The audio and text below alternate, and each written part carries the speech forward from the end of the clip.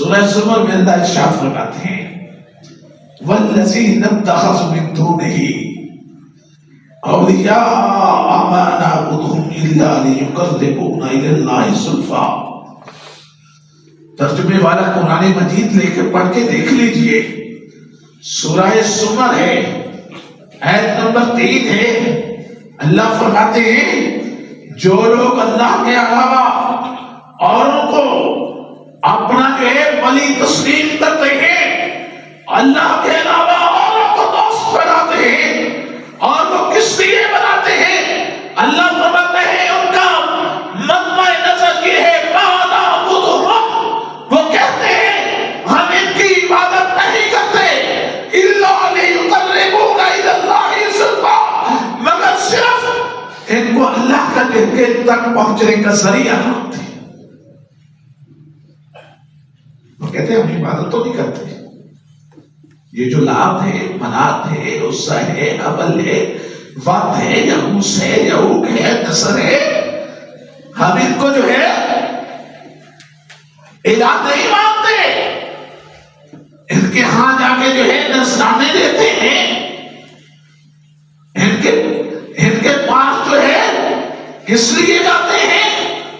جو نذریں دیتے ہیں، جو نیازیں دیتے ہیں، وہ صرف اس لیے دیتے ہیں کہ ما نعبدہم، ہم عبادت کی نیت نہیں ہے ہماری. آج ہم بھی یہی کہتے ہیں نا، ہم جا کے کسی آستانے پہ بکرا دیتے ہیں، چھترا دیتے ہیں، دیر چڑھاتے ہیں. ہمارا دعویٰ بھی یہی ہوتا ہے نا کہ ہم عبادت کے نہیں کرتے ان کی. ہم بھی یہی کہتے ہیں نا ہم ان کی عبادت نہیں کرتے، ہم تو اس لیے دیتے ہیں کہ اللہ کے پاس ہماری سفارشی بن جائیں، اللہ تک پہنچنے کے لیے ذریعہ بن جائیں. اور پھر ہم بھی مثالیں دیتے ہیں، وزیر اعظم تک کام ہو تو پہنچنے کے لیے MP/MLA کو وسیلہ بنانا پڑتا ہے. ہم نے جو ہے کمشنر کے پاس پہنچنا ہو، ہم نے کسی بڑے آفیسر سے بات کرنی ہو تو ظاہر ہے کسی کو وسیلہ بنائیں گے. اللہ فرماتے ہیں لوگوں لا تضربوا للہ الامثال، اور لوگوں کی انسانوں کی مثالیں دے کر جو ہے اللہ پر جو ہے فٹ کر دیتے ہو. اللہ کے لیے یہ مثالیں لیس کمثلہ شیء، اللہ کے جیسا تو کائنات میں ہے ہی کوئی نہیں. اور وزیر اعظم کو کابینہ کو جو ہے اس کو مجبوراً توہن و کران ساتھ لے کے چلنا پڑتا ہے. کابینہ کے افراد کی ماننی پڑتی ہے. کابینہ کے افراد پارلیمنٹ کے لوگ اور مقتدر حکومتوں کی اگر نہیں مانتے ان کے اقتدار پر خطرہ ہو جاتا ہے. لیکن اللہ فرماتے ہیں اور میرے اقتدار کو، میری شہنشاہیت کو، میری حکمرانی کو ساری کائنات مل کر بھی چیلنج نہیں کر سکتی. مالک یوم الدین، میں تو شہنشاہی پتلے کو ہوں، ان الحکم الا للہ، حکم تو صرف اور صرف میرا چلتا ہے. ان القوۃ للہ جمیعا، ساری قوت اور طاقتوں کا میں تو مالک ہوں. تم میرے ساتھ انسانوں کی مثال دیتے ہو اور یہ وسیلے اور ذریعے کی مثال دیتے ہو.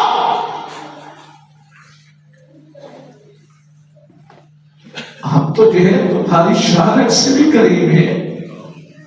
انسانوں کے لیے ذریعہ تو تم کہ تمہاری پہنچ نہیں ہے، تمہاری اپروچ نہیں ہے وہاں تک.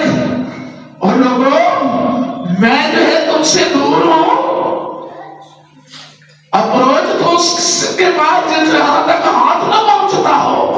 چھت پہ چڑھنے کے لیے سیڑھی کی ضرورت تو اس لیے پیش آتی ہے کہ چھت پہ جو ہے ڈائریکٹ چڑھا نہیں جا سکتا چھلانگ لگا کے.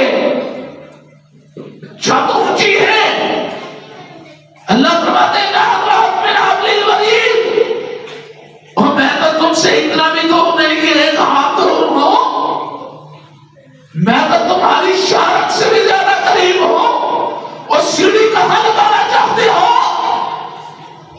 یہ تو کفار مکہ نے کہا تھا مانا ہم ان کی عبادت نہیں کرتے الا لِيُقَرِّبُونَ إِلَى اللَّهِ زُلْفَىٰ، ہم تو صرف اور صرف اس لیے ان کو مانتے ہیں، ان کے نذرانے لیتے ہیں، ان کو خوش کرنے کی کوشش کرتے ہیں، ان کے آستانوں میں جاتے ہیں، ان کے سامنے تبرکات رکھتے ہیں، اس لیے صرف اور صرف اس لیے لِيُقَرِّبُونَ إِلَى اللَّهِ زُلْفَىٰ، ہم تو ان کو جو ہے اللہ تک پہنچنے کی سیڑھی سمجھتے ہیں، ذریعہ سمجھتے ہیں، اور اللہ فرماتا ہے اور تم ان کو ذریعہ سمجھتے ہو، میرے پاس آنے کے لیے ذریعے کی ضرورت ہی نہیں ہے، کسی وسیلے کی ضرورت ہی نہیں ہے، میں تو تمہاری ٹریک سنتا ہوں اور قبول کرتا ہوں۔